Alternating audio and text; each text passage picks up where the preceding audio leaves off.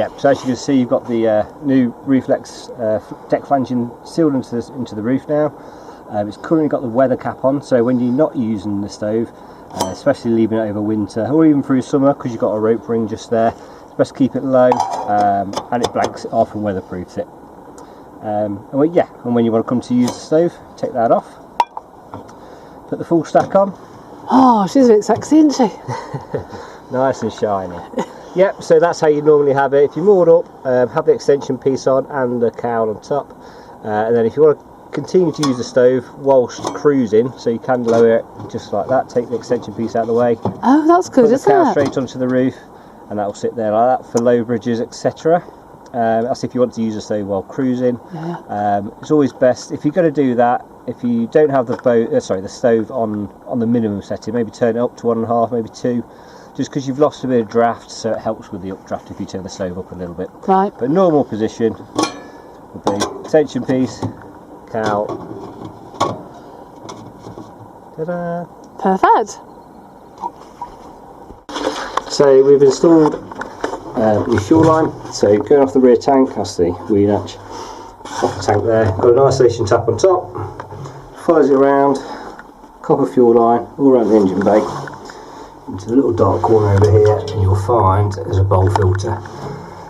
Take this apart, obviously put a bit of kitchen roll down, have a tub there to catch some fuel. If you can tuck it under, and spin this off. It spins off the bottom, pipe work and bracket will stay where it is. Eventually it comes off. Ta-da! Inside there is a filter. It's washable. Just make sure it's dry when you put it back there. Back on, back up the centre. It should spin on. There you are. Don't need wrenches on that, just put it nice and hand tight. You feel the rubber sealing up. And that's your filter. Best way to bleed it is down by the stove, so go down there now. Yeah, so we've just done the engine bay filter. We'll screw that back up, and to get the air out of the engine bay filter, we're going to check this filter as well and then take the air out of it. So obviously turn your tap off, just move that right, and inside here 2 silver screws, silver plate, there's a black gasket behind there as well. So we'll just, best to put, there's no fuel in this one at the moment, but it's best to put a bit of blue roll, kitchen roll down there, and have something like a small pot, Tupperware tub, something like that to put under it, just to catch. Up to about 100 ml of fuel should come out, shouldn't be any more than that.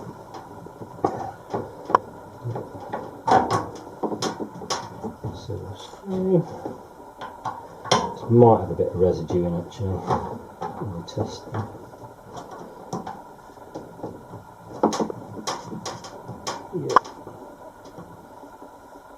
Yeah, you got a bit of blue roll. There's some on the side there. It's just done back there. Yeah, so silver plate, as the black gasket comes off, just get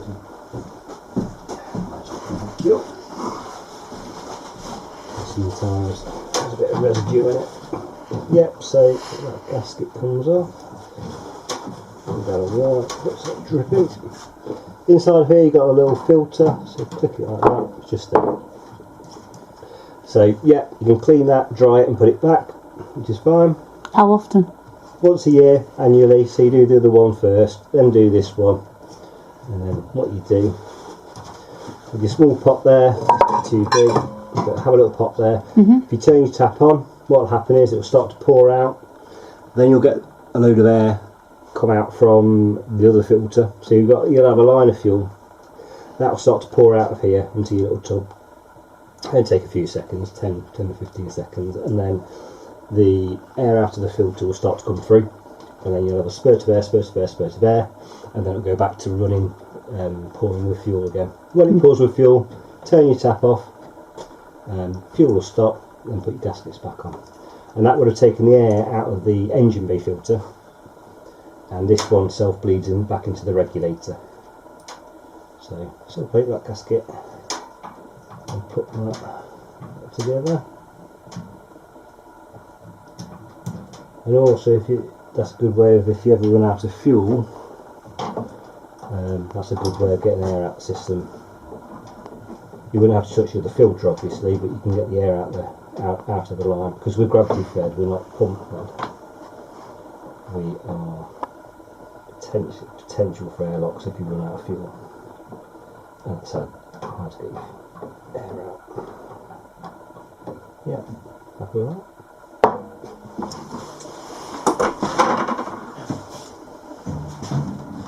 Yeah, what I can do now is show you how to take the rings out. This is main part of the cleaning really. So I've got a little bit of chain. You can find your own from B&Q. So internally you've got the wire mesh. That comes straight out the filter. Goes that way up. Yeah, and then we take, there's 3 tabs on the top ring. So 1, 2, 3, I've just bent those up.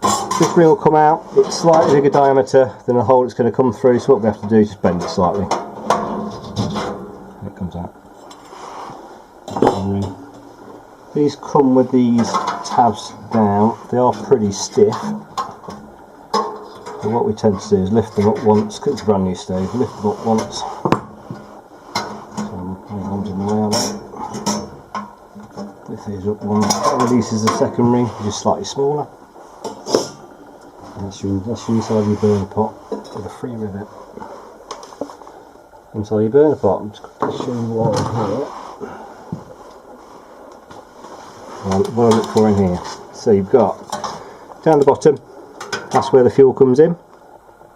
That little hole there. There's no air holes below this rim, and above that you've got 3 rows of these air holes. So 1 row there, middle row, top row, the side air holes, and then you've got these top air holes as well. Top air holes probably never get blocked. Where you're going to get scale build up is around where the fuel comes in, around this sort of area on the bottom and up the side. Best way to clean it, wire brush up and down the sides, expose the air holes. If the air holes are blocked or partially blocked, I've got a bradawl that I've shaven to a point which I poke through each one, but you can use a 2mm drill bit or a cocktail stick, something small and pokey, and poke through each one of those holes. But they're all the way around as well. From the outside, I've got a clean needle that pushes a pin right through where the fuel comes in, so you can do that whilst it's running, so you're not having to shut it down to clean that hole where the fuel comes in regularly. You can do that from the outside. Yep, so that's the pin. So the pin on the outside will be this part. So that's in its position, so about 4 inches back or so, and then once or twice a week, push it all the way in. That pushes the pin through where the scale build up's going to be. It has a nice clear run of fuel, allows the fuel coming to the pot. Once you've done that, push it once in and put it back, and that's where it sits. Right, great. Yep. Yeah. Stop.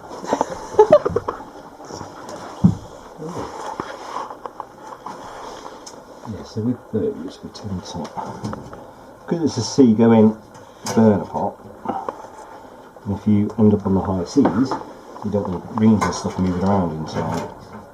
But don't think you want to be going on the high seas. Not just yet, no. Narrowboat. So what we tend to do is just move the tabs down. Yeah. So they're kind of flush with the pins, and then just place this one on top. Also, it's quite hard to get it on and off. So yeah. So putting the rings back. So push those tabs flush with those pins. That can sit on top of that. This is the other one. This is the one which bends slightly. Bends slightly. It goes in. That sits on top of the burner pot. Yeah, there's a tab at the back there. Oh yeah. One there, just one at the front, nearly, and then one where my thumb is. Yeah. And that holds that down, stops it back and about.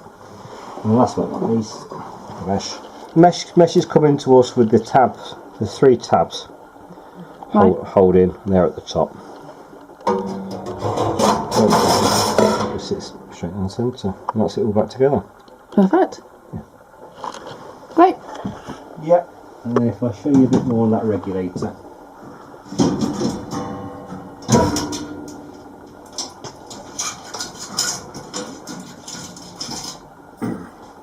Yep, so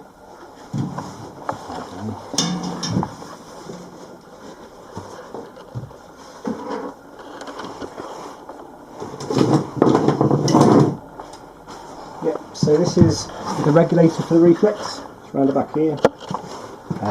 Which way you want to Probably, put it. yeah. Not sure. Yeah. Yeah, so a couple of things on here. So this part here is a float reset. So if you were to get dragged out of a slip, I know you're on hard standing now, so if you get put back in the water on a slip or craned, sometimes the floats will think it's on choppy waters and lift and lower, and it'll trigger. What it'll do is shut the stove down. It's designed to do that. It's a safety function. This part here, you'd lift it once, you'd hear the float drop, and then it rattles about after that. So it resets the float. So the float, you'll hear the float trigger, and it's reset to carry on working. And then, like I say, after that, it'll rattle about. Okay. And then the other part to it will be the grey knob on top. You see it? Yep. So the grey knob on top. All right. Yeah. It's currently facing that 0 marker there. Yeah. So it goes up a little bit of a ramp. First click, and that's the low setting. Opposite that is maximum.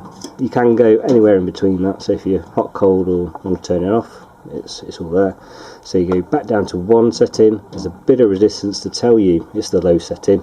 Carry on past that, and then drops off, and then that will be off. Right. So what else to tell you? You've got a ceramic glass, so you can be used over time. We'll get a bit of fluff on that. You can wipe a lot of it off with kitchen roll or glue roll. The stubborn stuff, things like kitchen cleaners, like pink stuff. Something slightly abrasive, like a good scouring pad. Make sure it's wet on the inside, and you'll be able to bring that up like new. It's a stainless steel stove. There are good polish like a brasso or a stainless steel polish, they tend to clear. Usually a bit of a microfiber cloth cleans most of it up. Yeah, so we're going to run the fuel through it now. Make sure the fuel comes into the pot, and then we're happy to light it. I'll show you that. So it's the regulator around the back, so we're just checking the fuel comes through. So we've taken the lid off. Two silver screws again. That releases the lid. I've turned it to number 1 setting to keep all this mechanism together, because that will spring out otherwise. So before we take it off the top, we turn it to number 1, keeps the mechanism together. That comes out the way, and then it closes this. So we've turned the tap on, we've turned the engine bay tap on, we've turned this tap on. This is also an automatic, that's not, it's a, automatic fire valve. So if there's ever a cabin fire and that gets to 70 degrees, there's something inside that melts and shuts down. So you can't feed a cabin fire with fuel. Yep, so we'll lift that and reset. And we'll just wait for the fuel to come in. Should do as well. We've got to fill the filter up first, then we'll see the rest of the line. Filter in the regulator, and then it should come in. Yep, so fuel's coming in. Good flow, so we're just going to wait for it to fill up a little bit more.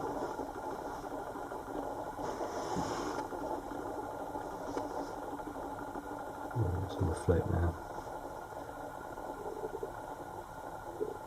Great stuff. So we'll just stop that. Actually, then we'll just throw the lid back on. So, lid back on. 2 screws.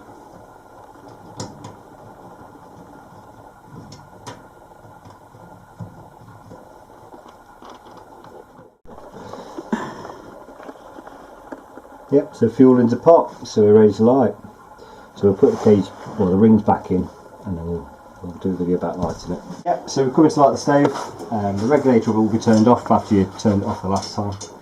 You don't have to use waste change, you can just lift it up. Take the mesh out. You can leave the rings in there, take the mesh out. Got a bit of firelight, it's probably a couple of thumbs worth, but I'm going to crumble a little bit in there, just because it's a brand new stove, and then a bit from that. Then the bigger bit I'm going to pop in there, and I'll show you where I put it.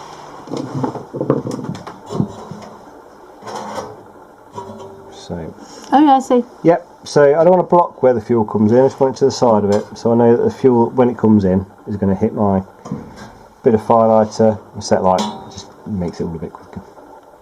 So I'm going to light the firelighter, put the cage back in, you've got plenty of time. It's a brand new firelighter, so it should be pretty good. Yep.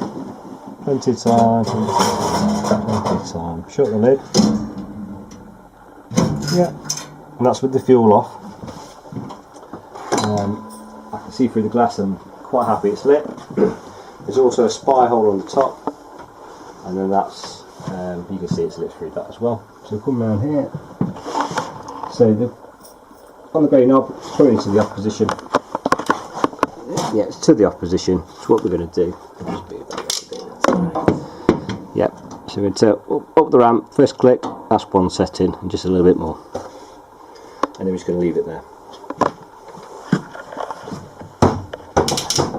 Takes about, I don't know, 10 minutes, 15 minutes to get up to temperature, and yeah, like I say, the small yellow flame will turn to a bigger yellow flame once the diesel starts to catch, and then it just gets hotter and hotter, and then eventually it will turn blue, and the mesh will start to glow red inside, because you burn the liquid diesel first. It gets to a certain temperature to start vaporising. It gets past boiling point to a vaporising temperature, and that's where you get that clean burning from.